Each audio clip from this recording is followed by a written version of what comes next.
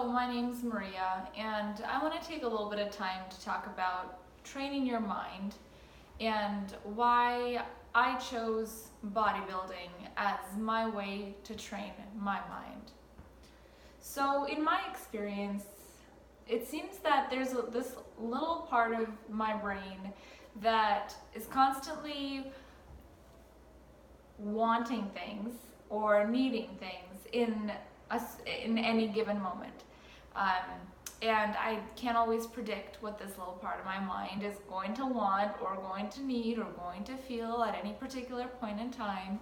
And oftentimes I found that I just act on whatever that need happens to be at the time that this little part of my mind is sending out.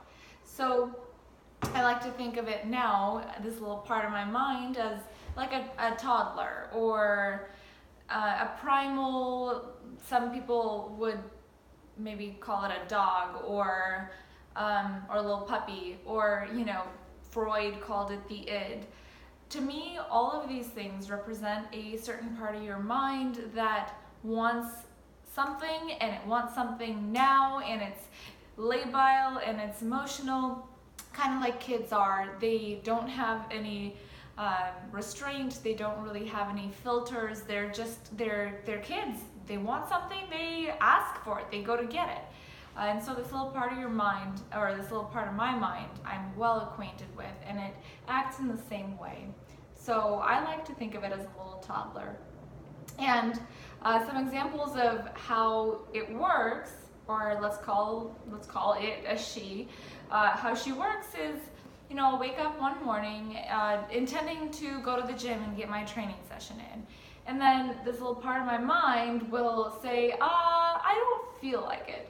And then what ends up happening is, I'm like I said I'd go to the gym, I said I'd do it, but I really don't feel like it. I really don't want to.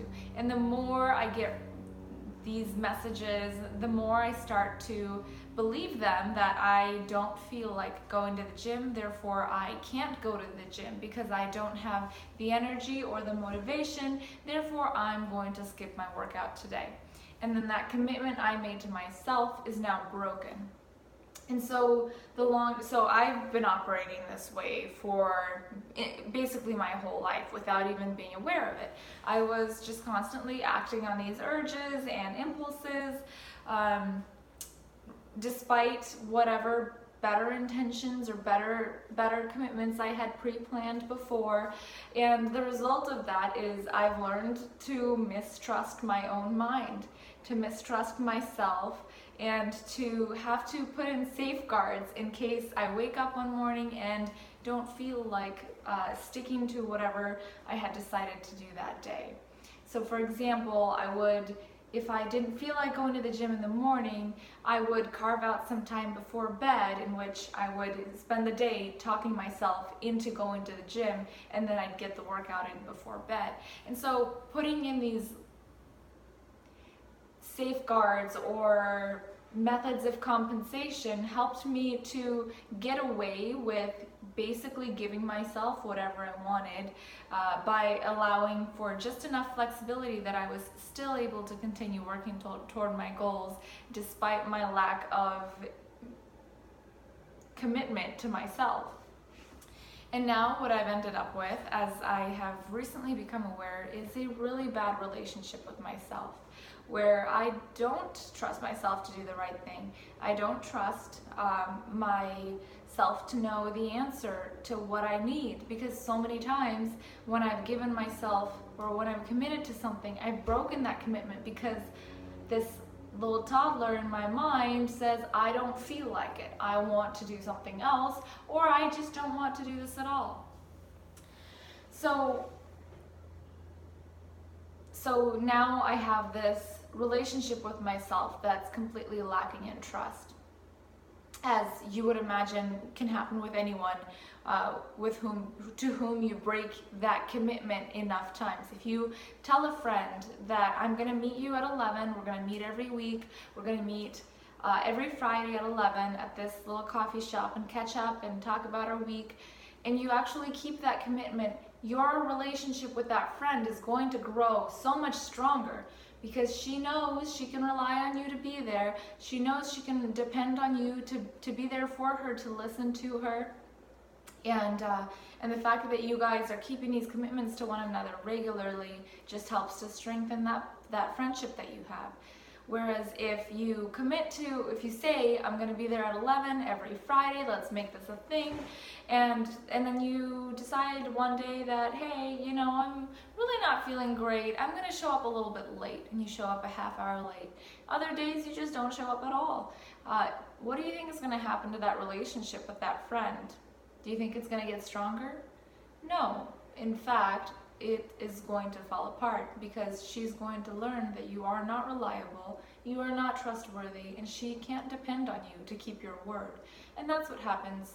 That's what happened with me every time I broke a commitment to myself.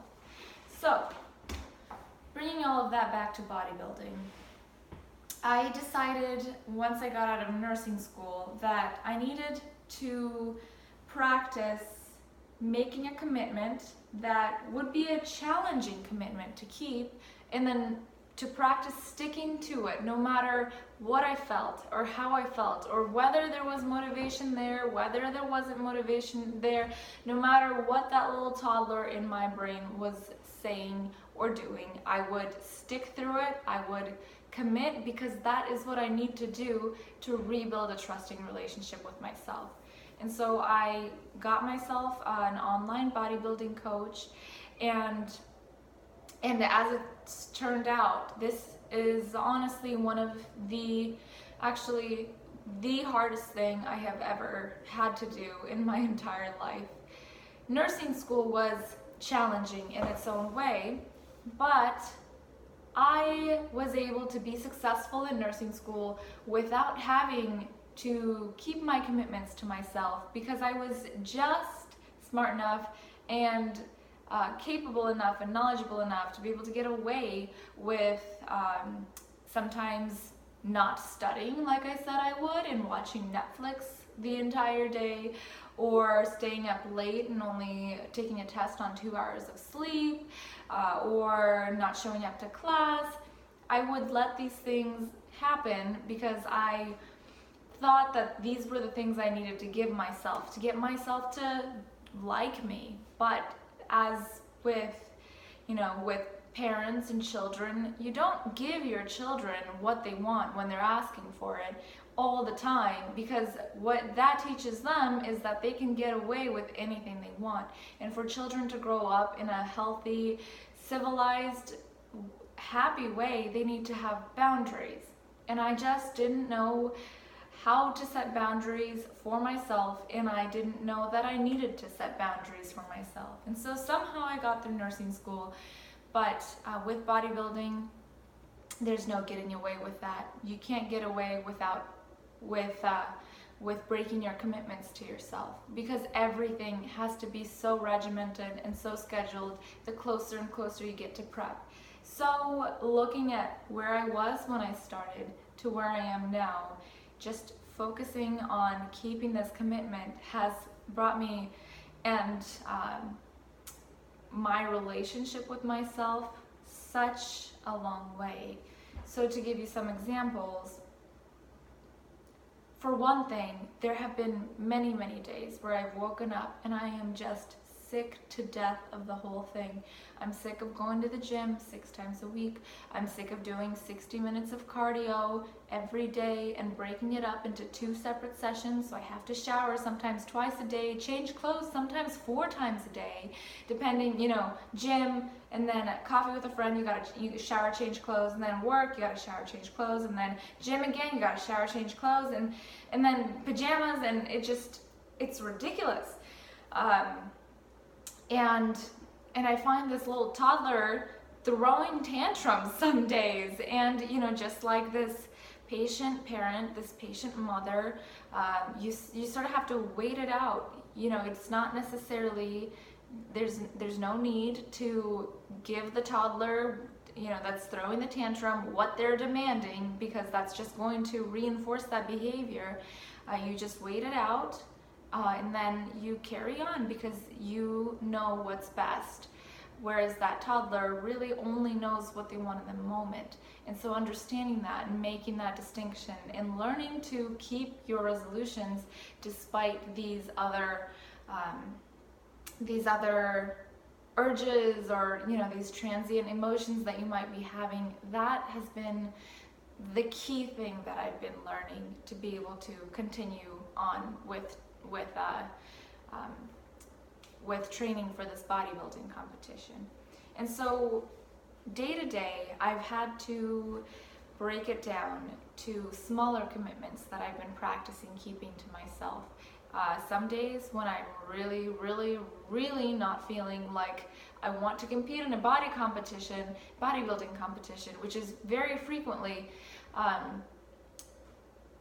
I just have to ignore that, because this isn't about competing in a bodybuilding competition. I don't care what I look like. I don't care about being muscular or being shredded. That to me is a byproduct of my main goal, which is self-discipline and learning to building a trusting relationship with myself. And so whether or not I feel like it, whether or not the actual, what bodybuilding competitions achieve matter to me or not isn't relevant, because what matters is me choosing to commit to something and then sticking to it. And so day to day, that looks like I have to go to bed at the end of every day and plan what I'm going to eat ahead of time for the next day. And this has been one of the most challenging things that I've ever had to do, because I've always been a rather intuitive eater. I will eat whenever I'm hungry, and I will eat until I'm full, and I will eat when I'm bored, I will eat when I'm anxious. And so pre-planning my meals and committing to sticking to those meals at the times that I planned them, no matter how anxious or how bored or how hungry I am, that has been a challenge. But what I've learned is that it's made me a stronger person, and it's doubled the amount of trust that I have with myself. Because when you are making these decisions ahead of time, you're not making them to hurt yourself. So you're not, like when I'm planning out my day, I'm not planning out 500 calories, that I'm going to eat the entire day because I want to lose weight. No, I'm planning out balanced meals, balanced with the appropriate amount of protein, carbs, and fats that I should be eating at this point in time, that will keep my body running smoothly, will fuel my workouts, and give me energy for the day, in the appropriate portions that I know will be filling for me, given how I generally tend to eat when I'm truly hungry. And then from there, I add in other little things that I know I enjoy. For example, I allow myself up to 2 cups of coffee a day in between meals if I'm really feeling hungry. If I don't feel like having 2 cups and only have 1, that's fine. But I know if I have 3 cups, that I generally get more anxious and more stressed, and it exacerbates and irritates. Well, it exacerbates all of my emotions just a little bit more, because it's too much caffeine. And so I pre-plan up to 2 cups, and that way there's no reason to cheat, because I am not hungry and I am not craving anything, because I am filling my body with the nutritious foods that I told myself I would give myself. So it's setting these boundaries and taking away those opportunities for yourself to cheat on yourself or break commitments to yourself, because it's, there's no need to anymore. It's not an option. You already thought about it. You have a plan in place. All you have to do is stick to the plan. There's no thinking about it. There are no decisions. And that frees up your mind to focus on what is important. So focusing on, whatever you're doing that day, being whether, for me, it's oftentimes working as a nurse. It allows me to focus on that and on learning things, and not focusing on what I'm going to eat or when I'm going to eat, or, whether to snack or not, or whether to add sugar to my coffee, because I've already made those decisions. And like I said, the best thing that's come of it is that I'm slowly rebuilding that trust with myself, and And ultimately, I know that if I can, not if, I will continue on to compete in this bodybuilding competition in 4 weeks, no matter what I look like, no matter what I feel like, just because I said I would. And then when I commit to medical school, I will have the skills necessary to maintain the kinds of habits, to build and maintain the kinds of habits that I'm going to need to be successful. And then furthermore, when I'm a medical doctor, I will have the self-discipline, the self-compassion, the self-parenting skills I need to be able to handle difficult emotions and difficult situations and just difficult circumstances in healthy ways. And ultimately, that's what I'm after. It's to be able to function at my best, no matter what's going on internally, no matter what emotions are running through me, and no matter what's going on externally. And so that's sort of, in a really, really big nutshell, why I'm doing bodybuilding and what I'm hoping, or how I'm hoping to train my mind with bodybuilding. So that's all I have for today. Let me know if you have any comments or questions or suggestions. I will be happy to talk more about this because it's something I feel very, very strongly about. All right, bye.